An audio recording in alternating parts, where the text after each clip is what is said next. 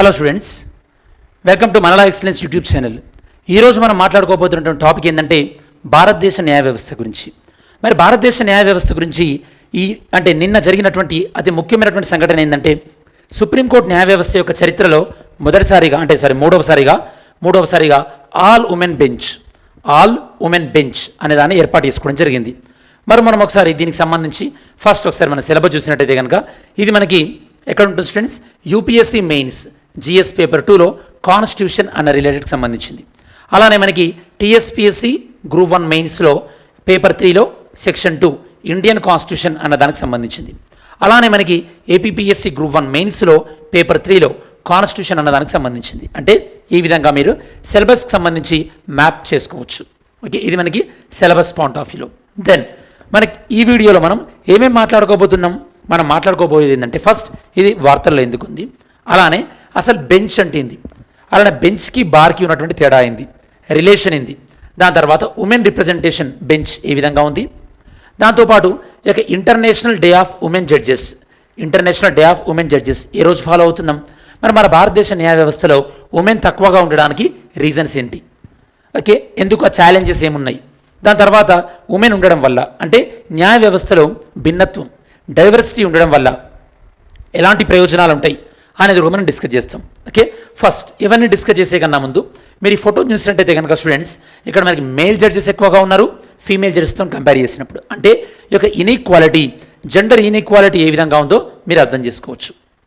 అలానే మనం యొక్క అక్రాస్ ఇండియా చూసినట్టయితే కనుక భారతదేశంలో కొన్ని హైకోర్టులలో ఈవెన్ యొక్క ఉమెన్ జడ్జెస్ కూడా లేరు స్టూడెంట్స్. ఓకే, ఏ హైకోర్ట్స్ మనకి ఉత్తరాఖండ్ తీసుకున్న, జేఎండ్కే, హిమాచల్ ప్రదేశ్, మేఘాలయ, మణిపూర్, త్రిపుర, జార్ఖండ్, ఛత్తీస్గఢ్ ఈ రాష్ట్రాల యొక్క హైకోర్టులలో కనీసం ఒక్క మహిళా జడ్జి కూడా లేరు. మరి ఎక్కువగా మహిళా జడ్జిలు ఉన్నది ఏంటి అంటే ప్రపోర్షన్ పాయింట్ ఆఫ్ వ్యూలో మెన్తో కంపేర్ చేసినప్పుడు సిక్కిం లాంటి హైకోర్టులో సుమారుగా 50% మహిళా జడ్జిలు ఉన్నారు, ఉమెన్ జడ్జెస్. ఓకే, అలానే నెక్స్ట్ హైయెస్ట్ ఎక్కువగా మనకి ఢిల్లీలో కనిపిస్తారు. ఢిల్లీలో సుమారుగా మనకి 28% ఉమెన్ జడ్జెస్ ఉన్నారు స్టూడెంట్స్. ఇది మనకి ఓవరాల్గా ఈ యొక్క ఉమెన్ జడ్జెస్కి సంబంధించినటువంటి ఇన్ఫర్మేషన్. సరే, ఈరోజు మనం దీని గురించి ఎందుకు మాట్లాడుకుంటున్నాం అంటే మనకి సుప్రీంకోర్టు రీసెంట్గా ఈ యొక్క సుప్రీంకోర్టు చరిత్రలో మూడవసారి ఆల్ ఉమెన్ బెంచ్ అనే దాన్ని ఏర్పాటు చేయడం జరిగింది. దీన్ని ఆల్ ఉమెన్ బెంచ్ అనే దాన్ని ఏర్పాటు చేయడం జరిగింది. మరి దీనికి సంబంధించి ఒకసారి నేను మీకు నోట్స్ ఎక్స్ప్లెయిన్ చేస్తాను, దాని తర్వాత ఫర్దర్గా చూద్దాం. టాపిక్ నేమ్ ఏంది స్టూడెంట్స్? ఆల్ ఉమెన్ బెంచ్ అనేది ఒక టాపిక్. సరే, ఫస్ట్ మీకు ఈ టాపిక్ సంబంధించి ఆల్ ఉమెన్ అంటే మహిళలు. నెక్స్ట్ మీకు అర్థం కావాల్సింది ఏంది? బెంచ్ అంటే ఏంటి స్టూడెంట్స్? బెంచ్ అంటే గ్రూప్ ఆఫ్ జడ్జెస్ అని మీనింగ్ బెంచ్ అంటారు. ఓకే, అదే మనం గ్రూప్ ఆఫ్ అడ్వకేట్స్ లేదా లాయర్ని మనం ఏమంటామంటే బార్.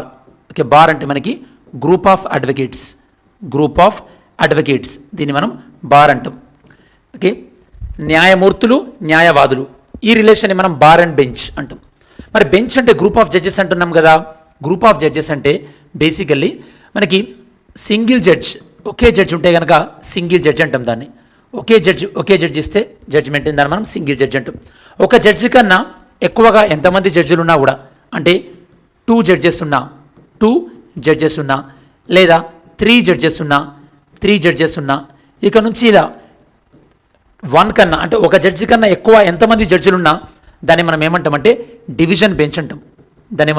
స్టూడెంట్స్? డివిజన్ బెంచ్ అంటాం. ఎందుకు డివిజన్ బెంచ్ అంటున్నాం? ఎందుకంటే జడ్జిల యొక్క ఒపీనియన్ డివైడ్ అయ్యే అవకాశం ఉంటుంది. ఫర్ ఎగ్జాంపుల్ మనకి ఒక మ్యారిటల్ రేప్ అనేది క్రైమా కాదా అన్న విషయంలో ఒక జడ్జి అవునని, ఒక జడ్జి కాదని ఒపీనియన్ డివైడ్ అయింది కదా. అలానే ఈడబ్ల్యూఎస్ రిజర్వేషన్ విషయంలో 5 జడ్జిలలో 3 ఉండాలని, 2 ఉండొద్దని ఇలా డివైడ్ అవుతుంటుంది. కాబట్టి దీన్ని మనం డివిజన్ బెంచ్ అంటాం. మరి సో ఇలా 2 మెంబర్ 3 మెంబర్ ఇలా ఉంటుంటారు కదా. కొన్ని కేసులలో ఖచ్చితంగా ఈ యొక్క బెంచ్లో 5 జడ్జెస్ ఉండాలి. కొన్ని కేసులలో ఖచ్చితంగా బెంచ్లో 5 జడ్జెస్ ఉండాలి. ఏంటా కేసులు అంటే ఈ యొక్క కాన్స్టిట్యూషన్ రిలేటెడ్ అంటే రాజ్యాంగానికి సంబంధించినటువంటి కాన్స్టిట్యూషన్ రిలేటెడ్ కేసులలో ఖచ్చితంగా 5 జడ్జెస్ ఉండాలి. అలానే ఈ యొక్క ప్రెసిడెంట్ టేకింగ్ సుప్రీంకోర్టు అడ్వైస్ ఇందులో కూడా ఇది మనకేంటి ఆర్టికల్ 143 ఇందులో కూడా ఖచ్చితంగా 5 జడ్జెస్ ఉండాలి. అంటే ఈ 2 సందర్భాల్లో జడ్జెస్ ఖచ్చితంగా 5 ఉండాల్సిందే. ఇది మీకు బెంచ్ గురించి ఐడియా ఉండాల్సినటువంటి టాపిక్. ఓకే, నెక్స్ట్ మనకి ఇంకేం తెలియాలి? ఒకసారి మీకు ఒక ఎగ్జాంపుల్ ఇస్తాను స్టూడెంట్స్, జాగ్రత్త వినండి. ఈ యొక్క ఎగ్జాంపుల్ ఏంటంటే మీకు గోలక్నాథ్ కేస్ పాపులర్ మీకు ఐడియా ఉంటుంది. గోలక్నాథ్ కేస్ 1967. ఓకే, ఈ జడ్జిమెంట్ని ఇచ్చింది 11 జడ్జెస్, 11 జడ్జిలు కలిసి ఈ యొక్క జడ్జిమెంట్ ఇవ్వడం జరిగింది. గోలక్నాథ్ కేస్ ఫండమెంటల్ రైట్స్ గురించి. దాని తర్వాత దీన్ని రివ్యూ చేసింది ఈ యొక్క కేశవానంద భారతి కేసు. కేశవానంద భారతి కేసులో దీని యొక్క రివ్యూ రావడం జరిగింది. ఏ ఇయర్లో? 1973లో. 1973లో రివ్యూ వస్తే 11 జడ్జెస్ కాస్త ఎంతమంది జడ్జిలు రివ్యూ చేశారు? దీన్ని 13 జడ్జెస్ చేశారు. 13 జడ్జెస్. అంటే ఎగ్జాంపుల్ ఇవ్వడానికి రీజన్ ఏంటంటే స్టూడెంట్స్, ఎప్పుడైనా ఒక బెంచ్ జడ్జిమెంట్ ఇస్తే ఆ జడ్జిమెంట్ని మళ్ళీ రివ్యూ చేయాలంటే ఆ నెక్స్ట్ బెంచ్ ఏంటంటే హయ్యర్ బెంచ్ స్ట్రెంత్ ఉండాలి. అంటే ఒక బెంచ్ ఇచ్చినటువంటి తీర్పును ఇంకా ఎక్కువ స్ట్రెంత్ ఉన్నటువంటి బెంచ్ మాత్రమే దాన్ని సమీక్షించగలుగుతుంది అని మీకు తెలియాల్సినటువంటి విషయం ఉంది. సరే, మరి ఇలా ఒక బెంచ్లో హౌ మెనీ జడ్జెస్ ఎంతమంది జడ్జిలు ఉండాలి ఒక బెంచ్లో? ఓకే, అలానే ఏ బెంచ్ అనేది ఏ కేసును డీల్ చేయాలి, విచ్ కేస్ ఏ కేసును డీల్ చేయాలి అని ఎవరు డిసైడ్ చేస్తారు? దీన్ని డిసైడ్ చేసేది ఎవరంటే స్టూడెంట్స్, దీన్ని డిసైడ్ చేసేది సిజేఐ. కాబట్టి సిజేఐని మనం ఏమంటామంటే మాస్టర్ ఆఫ్ రోస్టర్ అంటారు. ఏమంటారు స్టూడెంట్స్? మాస్టర్ ఆఫ్ రోస్టర్ అని అంటారు. ఎవరిని? సిజేఐని మాస్టర్ ఆఫ్ రోస్టర్ అని అంటారు సిజేఐని. మరి సిజేఐ ఒకానొక సందర్భంలో దీపక్ మిశ్రా సిజేఐగా ఉన్నప్పుడు తను ఈ యొక్క కేసెస్ సరిగా అలొకేట్ చేయట్లేదు అని చెప్పేసి నలుగురు సీనియర్ మోస్ట్ జడ్జెస్ కోర్టు బయటకు వచ్చి వాళ్ళు ప్రెస్ మీట్ పెట్టారు. ఇలానే ఒక కామన్ మ్యాన్ ప్రెస్ మీట్ పెట్టుంటే కనుక అతనిపైన కోర్టు ధిక్కార చర్యలు తీసుకునేవాళ్ళు, అవునా కాదా? కాకపోతే వీళ్ళపైన తీసుకోలేదు. అదే మరి ఇక్కడ స్పెషల్ అంటే. సరే, మరి ఈ కాంటెక్స్ట్లో ఏ ఆర్టికల్ ఇండియన్ కాన్స్టిట్యూషన్లో ఏ ఆర్టికల్ అనేది కంటెంప్ట్ ఆఫ్ కోర్టు ధిక్కరణ గురించి చెప్తుంది? ఓకే, మీరు ఆన్సర్ చేయండి. సరే, ఇప్పుడు మీకు బెంచ్ అన్న సందర్భాన్ని గురించి పూర్తి అవగాహన వచ్చింది కదా. నెక్స్ట్ ఇప్పుడు మనం యొక్క ఉమెన్ దాని గురించి మాట్లాడుకుందాం. Okay, fine. యొక్క ఆల్ ఉమెన్ బెంచ్ యొక్క ఆల్ ఉమెన్ బెంచ్ అనేది ఫస్ట్ టైం ఏర్పడడం అంటే ఫస్ట్ టైం కాదు స్టూడెంట్స్. ఓకే, 2013లో ఒకసారి ఏర్పడింది. దాంతోపాటు 2018లో ఇంకోసారి ఏర్పడింది. దాంతోపాటు 2022లో ఇంకోసారి ఏర్పడింది. 3 సార్లు ఏర్పడింది అనమాట. 2013లో ఏర్పడినప్పుడు ఇందులో ఉన్నటువంటి జడ్జెస్ ఎవరంటే సుధా మిశ్రా, దాంతోపాటు రంజనా ప్రకాష్ దేశాయి.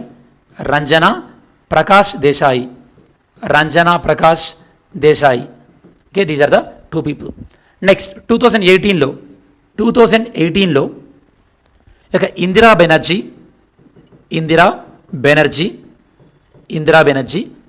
దాంతోపాటు జస్టిస్ ఆర్ భానుమతి వీళ్ళు ఉమెన్గా ఉన్నారు. దాంతోపాటు మనకి 2022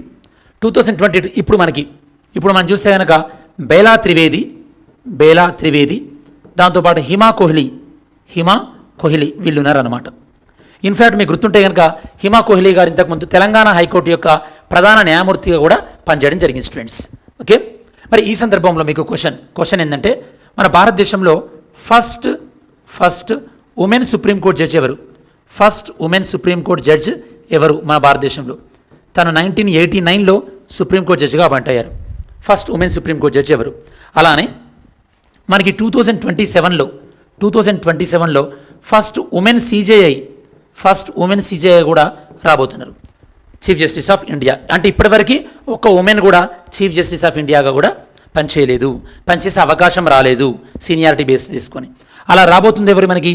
బివి నాగరత్న గారు అలా సీజేగా రాబోతున్నారు. తన సీజేగా ఉన్నా కూడా కేవలం ఒక 36 డేస్, ఒక 36 రోజులు సుమారుగా 36 డేస్ మాత్రమే తన సీజేగా ఉంటారు. ఇంతకుముందు తన ఫాదర్ కూడా సీజేగా పనిచేశారు. ఓకే, ఈ సందర్భంలో మనం మన కొలీజియం సిస్టమ్ గురించి కూడా మాట్లాడుకున్నాం. ఓకే, సరిగా ట్రాన్స్పరెన్సీ లేదు అని. ఇది మనకి ఓవరాల్గా ఈ యొక్క ఉమెన్ బెంచ్ గురించి ఇన్ఫర్మేషన్. సరే, మరి ఎందుకు మన భారతదేశంలో ఇలా ఉమెన్ తక్కువగా ఉన్న జ్యుడిషియరీలో ఎందుకు సుప్రీంకోర్టులో ఉమెన్ జడ్జెస్ తక్కువగా ఉన్నారు? సుప్రీంకోర్టులో ఉమెన్ జడ్జెస్ ఎందుకు తక్కువ ఉన్నారంటే మనకు అర్థం కావాల్సింది ఇది హైకోర్టు దగ్గర నుంచి వస్తుంది. హైకోర్టులో ఉమెన్ జడ్జెస్ తక్కువగా ఉంటే ఆటోమేటిక్గా అక్కడ నుంచి ప్రమోషన్ అయ్యేదే కదా. మరి హైకోర్టులో ఎందుకు తక్కువ ఉన్నారు?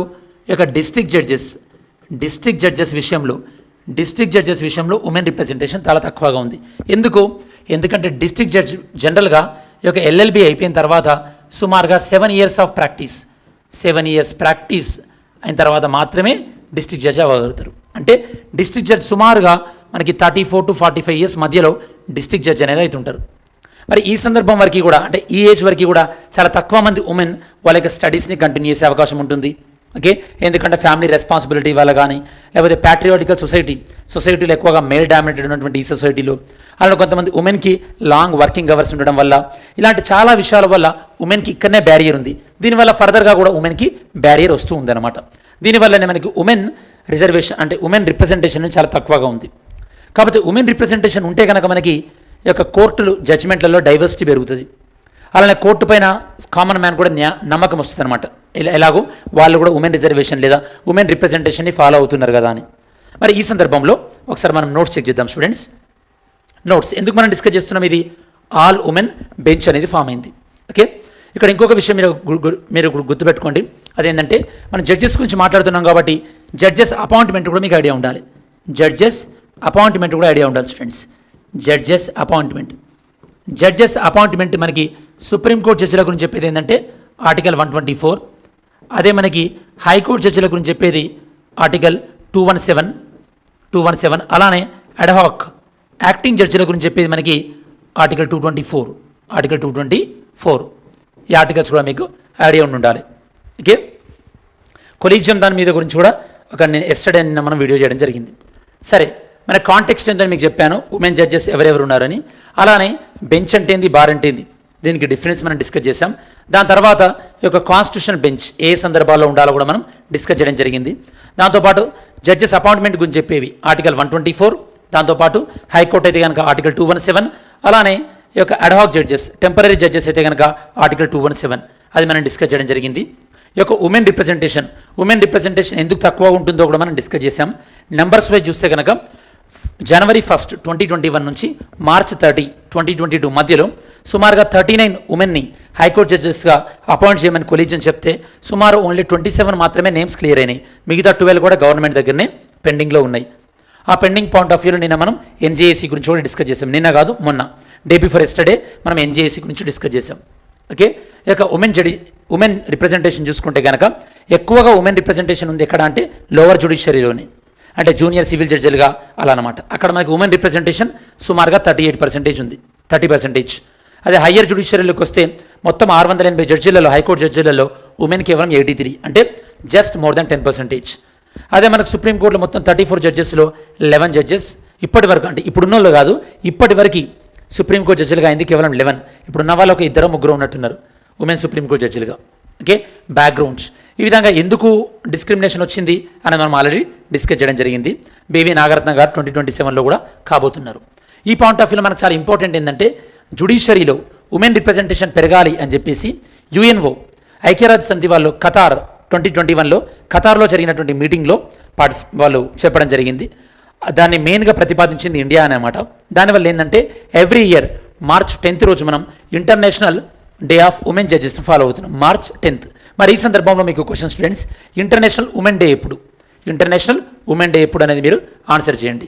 ఓకే, ఈ యొక్క ఉమెన్ రిప్రజెంటేషన్ అనేది మనకి సస్టైనబుల్ డెవలప్మెంట్ గోల్ నెంబర్ 5కి సంబంధించింది కూడా. మనకు సస్టైనబుల్ డెవలప్మెంట్ గోల్ నెంబర్ 5 ఏం చెప్తుంది? జెండర్ ఈక్వాలిటీ గురించి చెప్తుంది స్టూడెంట్స్. మరి ఎందుకు రీజన్స్, ఉమెన్ రిప్రజెంటేషన్ తక్కువగా ఉండడానికి రీజన్స్ ఏంది మనం ఆల్రెడీ డిస్కస్ చేయడం జరిగింది. అలానే ఉమెన్ ఎందుకు ఉండాలి అంటే జెండర్ డైవర్సిటీ ఎందుకు అనేది కూడా మనం డిస్కస్ చేయడం జరిగింది. ఎందుకు ఉండాలంటే కామన్ మ్యాన్కి ఈ యొక్క నమ్మకం ఉంటుంది, దాంతోపాటు ఇచ్చేటటువంటి జడ్జిమెంట్లలో కూడా డైవర్సిటీ అనేది పెరుగుతుంది, అన్ని విషయాలు వాళ్ళు ఆలోచించగలుగుతారు అనేది మనం డిస్కస్ చేస్తాం. ఫైనల్గా వే ఫార్వర్డ్ ఏంది? న్యాయ వ్యవస్థలో మహిళల యొక్క రిప్రజెంటేషన్ ప్రాతినిధ్యాన్ని పెంచాల్సినటువంటి అవసరం ఉంది. దీన్ని మనం సామాజికమైనటువంటి మార్పు ద్వారా, సోషల్ చేంజెస్, దాంతోపాటు వ్యవస్థల్లో మార్పుల ద్వారా, ఇన్స్టిట్యూషనల్ చేంజెస్ ద్వారా దీన్ని మనం సాధించవచ్చు అని చెప్పొచ్చు. మరి నిన్నటి వీడియో క్వశ్చన్కి ఆన్సర్ చూసినట్టయితే కనుక, what is the first classical language of India? ఇండియాలో ఉన్నటువంటి ఫస్ట్ క్లాసికల్ లాంగ్వేజ్ ఏంటి? Tamil students. Tamil was the first classical language of India. Okay, next consider the following statement. ఈ రెండు స్టేట్మెంట్లలో ఏది right? Retired supreme court judge cannot act as a judge of the supreme court even for a temporary periods. ఒక supreme court judge retired అయిపోయిన తర్వాత మళ్ళీ అతను acting జడ్జిగా కనీసం టెంపరీ పీరియడ్ కూడా తను వ్యవహరించలేడు అంటున్నారు. చెక్ చేయండి statement. Second, high court judge may be appointed as an ad hoc judge of the supreme court for a temporary periods. High court judge supreme court జడ్జిగా తాత్కాలికంగా పనిచేయగలుగుతాడు అంటున్నారు. ఈ స్టేట్మెంట్ కూడా చెక్ చేయండి. ఈ రెండిట్లో ఆన్సర్ ఏందో చెప్పండి స్టూడెంట్స్. Next mains question. మనకి ఈ యొక్క ఉమెన్ మనకి జెండర్ డైవర్సిటీ పాయింట్ ఆఫ్ వ్యూలో కానీ, మోర్ ఈక్వాలిటీ కానీ, మోర్ ఇంక్లూజివ్నెస్ పాయింట్ ఆఫ్ వ్యూలో ఉమెన్ పార్టిసిపేషన్ జ్యుడిషియరీలో పెంచాల్సినటువంటి అవసరం ఎంతైనా ఉంది అన్న పాయింట్ ఆఫ్ వ్యూలో మీరు ఆన్సర్ రాయండి. Okay, the significance of women participation in the జ్యుడిషియరీలో ఉమెన్ సిగ్నిఫికెన్స్ మీరు ఆన్సర్ చెక్ చేయండి స్టూడెంట్స్. మరి ఓవరాల్గా రివిజన్ చేసినట్టయితే కనుక మనం డిస్కస్ చేసిన టాపిక్ ఏంది? బెంచ్ అంటే ఏంది, అలానే బార్కి బెంచ్కి రిలేషన్ ఏంటి, సింగిల్ జడ్జ్, 2 జడ్జ్, 3 జడ్జ్ అంటే ఏంది, ఏ సందర్భంలో 5 జడ్జ్ ఉంటారు, దాంతోపాటు గోలక్నాథ్ కేస్, కేశవానంద భారతి కేస్ మనం డిస్కస్ చేసాం. అంటే బెంచ్ లోవర్ బెంచ్ ఇచ్చింది, హయ్యర్ బెంచ్ మాత్రమే రివ్యూ చేయగలుగుతుందని, అలానే ఏ సందర్భంలో ఉమెన్ జడ్జెస్ ఉన్నారు, దాంతోపాటు ఈ యొక్క ఉమెన్ జడ్జెస్ తక్కువగా ఉండడానికి కారణాలు ఏంది అని మనం డిస్కస్ చేసాం. ఇది స్టూడెంట్స్ ఓవరాల్గా మనకి ఈ యొక్క ఆల్ ఉమెన్ జడ్జెస్ అంటే ఈ యొక్క ఉమెన్ అందరూ ఉమెన్గా ఉన్నటువంటి ఆల్ ఉమెన్ సుప్రీంకోర్టు బెంచ్ ఏదైతే ఉందో దానికి సంబంధించినటువంటి సమగ్రమైన విశ్లేషణ.